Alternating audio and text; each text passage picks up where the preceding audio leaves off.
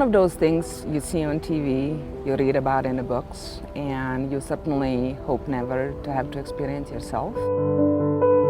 To most of us, it was pictures on TV. It's the biggest war after World War II in Europe. But to them, it was real. They actually grabbed my head and smashed it against a radiator in our apartment, so I'm half blind in my left eye because of that. One of the worst chapters in world history in recent memory. They were trying to kill us. The war in Bosnia. Yeah, it was genocide. They wanted the Bosnian Muslims off the face of the earth. And therefore a lot of refugees. Fleeing for their lives to escape genocide in search of a new life.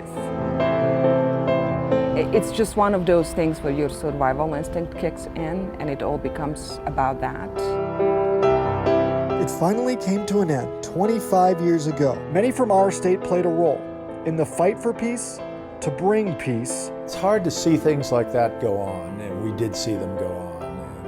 And, really brutal stuff. Also the refugees who survived the horrors. Certain things I can still hear it or smell it as if it was yesterday. Can truly find peace.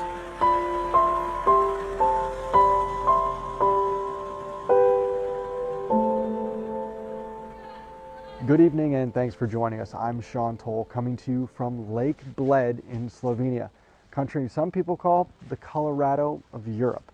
Clearly a beautiful place that tourists can come and visit, but this is also a part of the former Yugoslavia, and back in 1991, they, along with Croatia, were the first to start the breakup and what would be a very dark time for the region.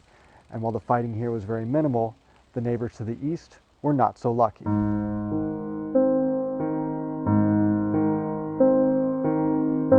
People know about the beautiful mountains of Slovenia and the shorelines of Croatia, but they were the first to break apart from Yugoslavia. The other countries of what is now North Macedonia, Montenegro, Bosnia and Herzegovina, Kosovo, and Serbia all came to be.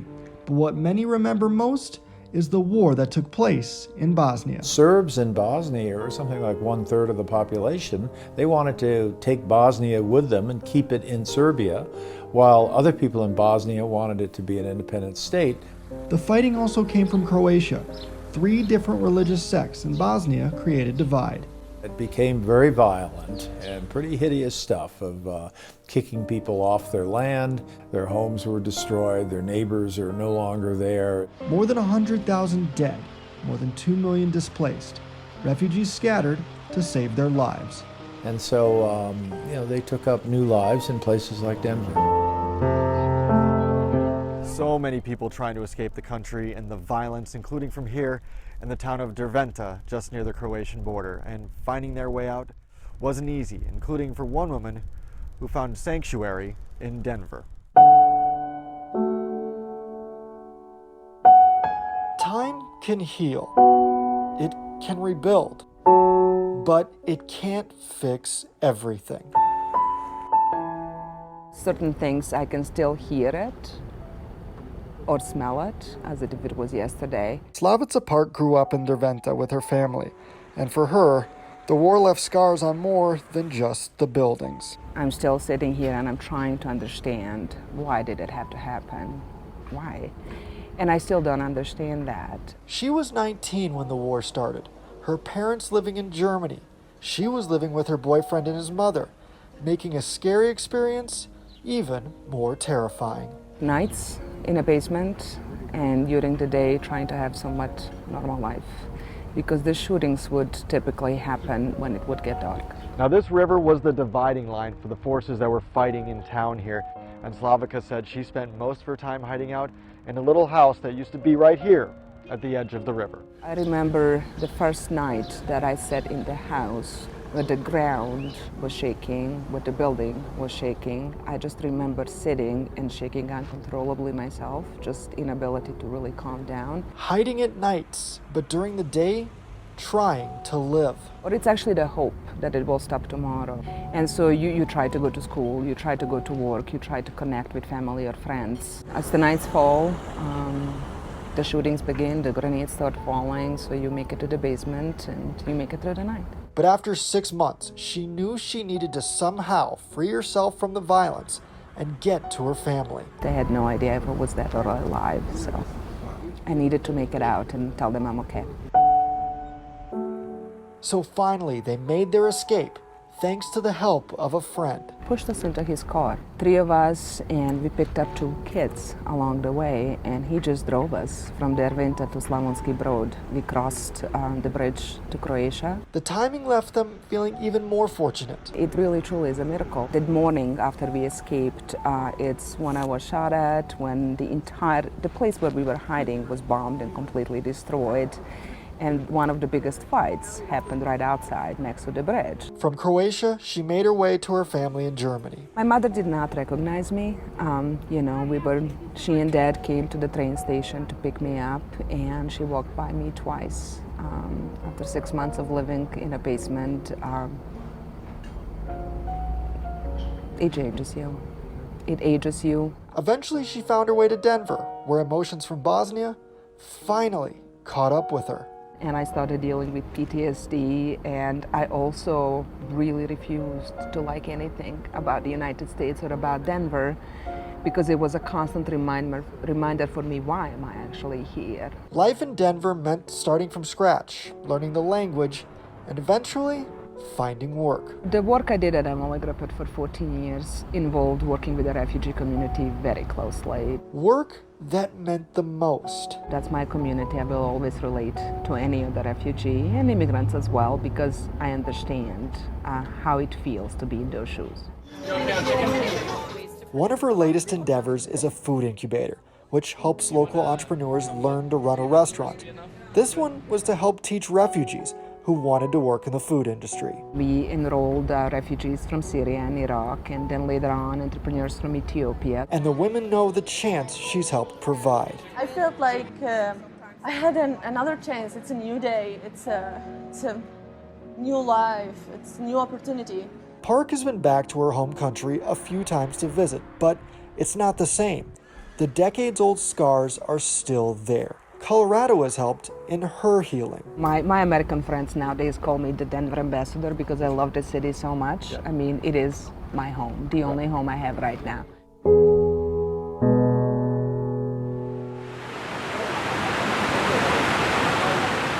The sounds of peace flow through the Bosnian landscape. The serenity and beauty of Kravica waterfalls. Walking through the streets of Mostar, the sights and sounds are breathtaking. Even the jumpers are back on the old bridge. But not that long ago. Mostar was one of the most destroyed cities during the war. About 90% of the town was destroyed, including the old bridge that stood for 400 years. When they destroyed the bridge, they finally understood, okay, this is for real. They just wanted basically to ethnically cleanse this area of Bosniak people, which are mostly Muslims. My dad's side of the family is Muslim, and my mom's is Eastern Orthodox. So it was extremely dangerous for us to stay there. Teja Merdanovic's family was a few hours north of Mostar in the town of Zenica. She was very young during the war, but it still sticks with her. We were living in an apartment complex during the war, and some military folks had come into the apartment, and they were trying to kill us, and they actually grabbed my head and smashed it against a radiator in our apartment, so I'm half blind in my left eye because of that.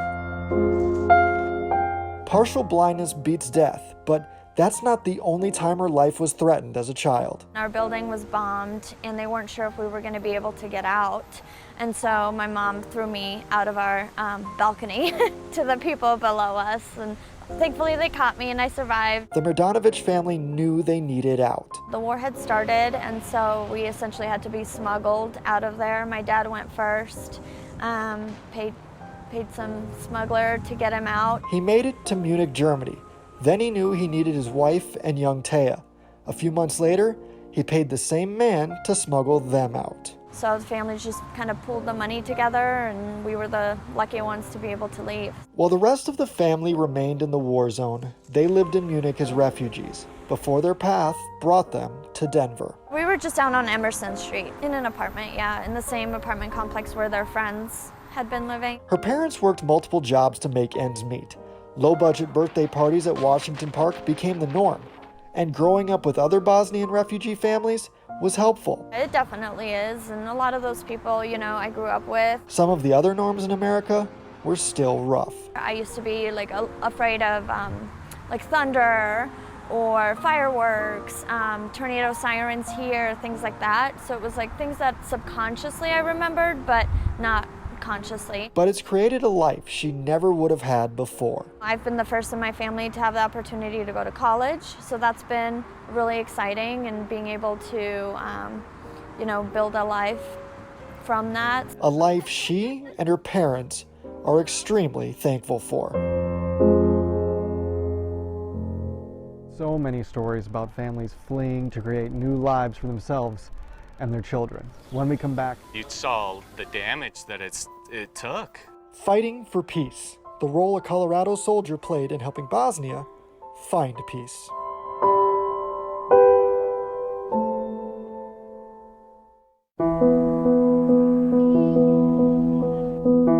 A big part of helping the country of Bosnia move forward is the troops who came as part of the peacekeeping mission, many of them from Colorado. Russell Haythorne has the story of one of those soldiers from the small town of Eaton, who will never forget what he saw while trying to bring peace.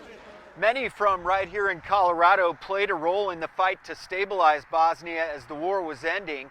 NATO got involved, and U.S. soldiers, like the one you're about to meet, took the lead in helping the Bosnian people recover.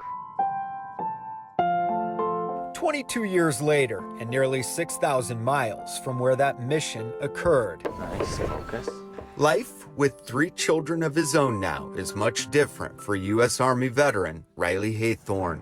Every day you could hear some firing of shots. Riley and the 3rd Platoon of the 1st Armored Division of the U.S. Army landed in Bosnia in 1997, stationed outside Tuzla. I was shocked how beautiful it was there. The heat came, and it got really hot. The country was still reeling from the war, a conflict of unimaginable pain. It was genocide. And immeasurable casualties. It's the biggest war after World War II in Europe. 100,000 people lost their lives. American and British troops were almost always on heightened alert. You went to the shower, you wore all your gear, you took your weapons. It got serious. Our alert status went from here to all the way to the top. For Riley and many other young soldiers in his platoon, You saw the damage that it took. it was their first deployment overseas. That was my first eye-opener of how serious things could actually get. You had to be ready in 2 minutes to leave the gate, go outside the wire, see what was going on. And while the situation was volatile, the partnership between the troops and the Bosnian people was friendly, natural, and one of mutual respect. As far as the people there, they were the best. The ones that worked on the base, they'll do anything for you. They're just happy to have a job. Riley says the work ethic of the Bosnian people was incredible, in particular, the farmers who worked much of the land by hand. It was crazy just watching them work outside the gate. They were great people. And although rebuilding came slowly, Just nobody was building anything. The roads were a mess. stabilization came relatively quickly, a mission that soldiers like Riley will never forget. It's a brotherhood. You meet people of all walks of life. A region of the world he'd someday like to revisit. Bosnia, sure, absolutely. It is amazing. I think about it every day. And it wasn't just the Colorado soldiers helping with the peacekeeping efforts. After the break, the former DU professor who helped broker the deal to end the fighting.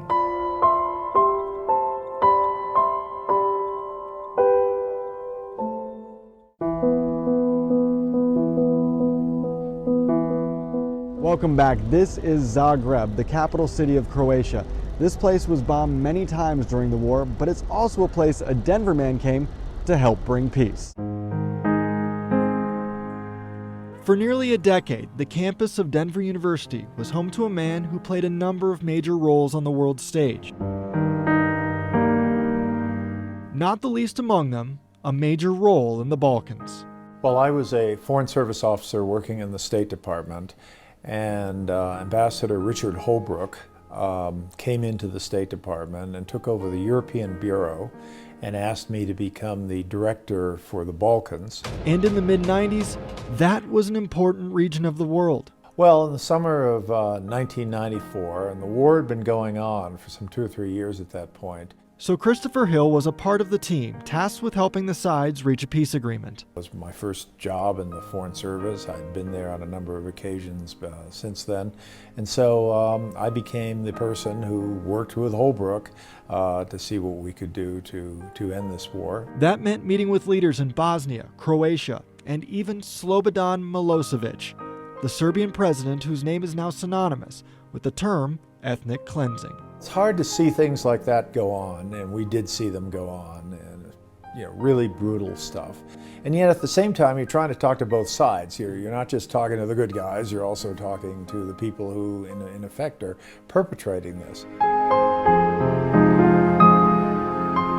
Some of the people we talked to ended up being charged and convicted of war crimes. But yes, it was very difficult because when you're a peace mediator, you got to be able to talk to everybody. It involved travel between Belgrade, Zagreb, and Sarajevo to meet with those leaders and search for a peaceful resolution to the brutality. It's controversial to this date, but essentially we wanted the fighting to stop. That was very important.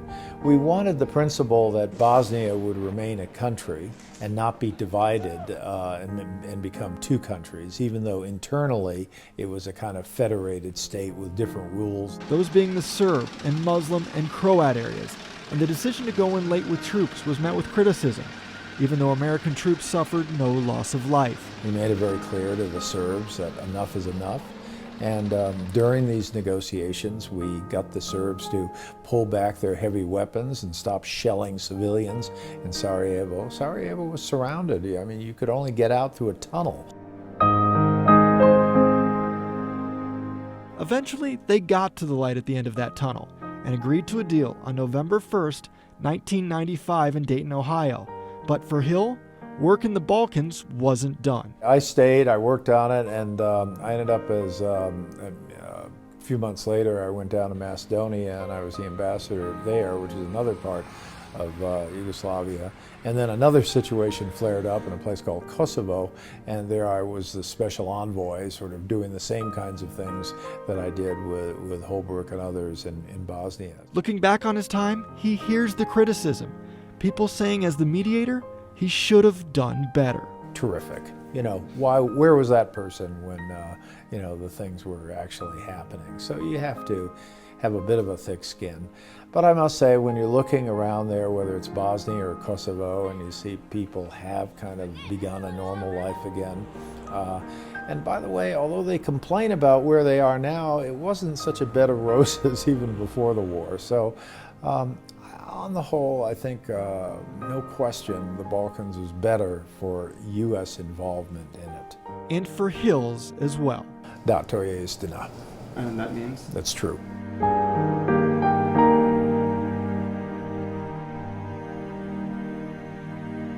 A Denver man who has clearly seen a lot in the attempt to bring peace. Now, here in the Serbian capital of Belgrade, there was no damage from the war between them and the Croats and the Bosnians, and they've been doing a lot since then to ease the tensions.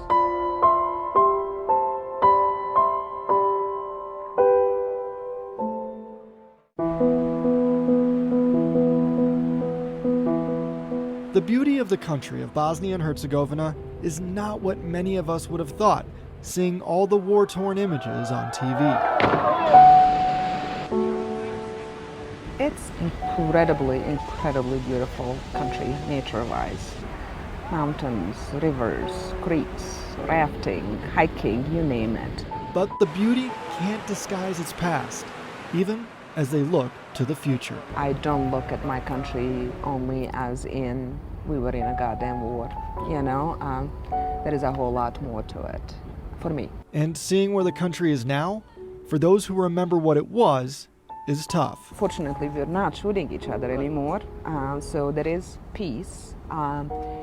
And that is the part that is still extremely painful for me, to see that division actually becoming deeper and deeper rather than being healed over the course of time, and the new generations being born into that divide. It's almost like mourning a loss of country again. It's not just the divide creating issues. You have so many young families, young people leaving the country, and information that I've got is in the last 2 or 3 years, over 60,000 young people left the country just in pursuing a better life. While those like Slavica Park have been back, it's been hard to revisit. A lot of bad things happened to me there, and so it's hard to go there and walk by those places. What I've seen somebody shot, what I've seen building collapsing, it's hard to walk by that and not still be brought back to it. Whereas Taya hasn't seen her birth home as an adult. COVID prevented that from happening this year, but she does hope to see it soon, as well as those family members she hasn't seen in person in decades. You can definitely see my family. There's a couple areas of the city that I remember vividly from visiting. Because they all want the world to learn from the tragedies here and move forward despite the differences. Because at one point, this whole area was part of one much bigger country. Even Croatia is still my country. Slovenia is still, I mean, to me, all of it that I still see as a part of my home country. And so just even going, and then you take it to Bosnia, and I'm like, how? Why? Just simply why, you know, the question I've been struggling with all of these years and still don't have the answer to. Perhaps no one truly ever will. Clearly a lot has changed in the Balkans over the past few decades, with Colorado playing a role in bringing peace and peace of mind. And those who live through those struggles hope the beauty of this region can outshine those dark times. Reporting in Derventa, Bosnia and Herzegovina, I'm Sean Toll. Thanks for joining us.